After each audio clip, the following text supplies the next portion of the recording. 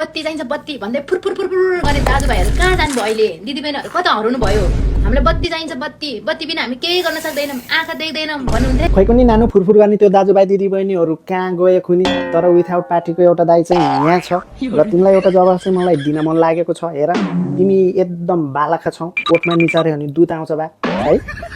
मजा गरे जस्तो लाग्यो राजनीति यो पोलिसीमा तिमीलाई के थाहा छ नानु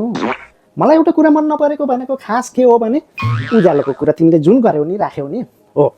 उज्यालो यो संसारभरिका मान्छेलाई चाहिन्छ कि तिमी लाटो कसेर पऱ्यौ र अँधेरमा बसेर भात खानु पर्दैन परेन नि अहिले त्यही उज्यालोले गर्दा त्यही करेन्टले गर्दा तिमीले मोबाइलमा ठेडी कोचेर अहिले पोस्ट गर्न पाएको छौ त्यही उज्यालो हेरेर मासु र हड्डी छुट्याएर खान पाएको छौ त्यही उज्यालो हेरेर तिमीले पढ्न पाएको छौ के होइन र कसो मैले गलत बोलेँ छैन नि हो सबैले आफ्नो ठाउँमा एउटा दुईटा राम्रो काम गरेको होला हेर बुझ्यौ नि आफ्नो ठाउँमा छ चुप्प लाएर बस्दाखेरि तिम्रो के जान्छ र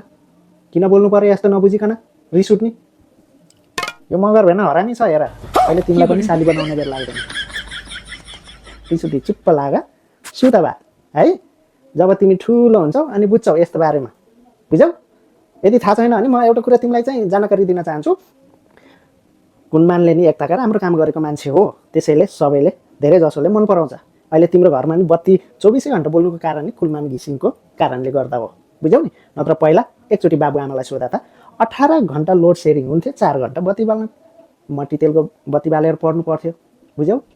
जेनेरेटर चलाएर बत्ती बाल्नु पर्थ्यो बुझ्यौ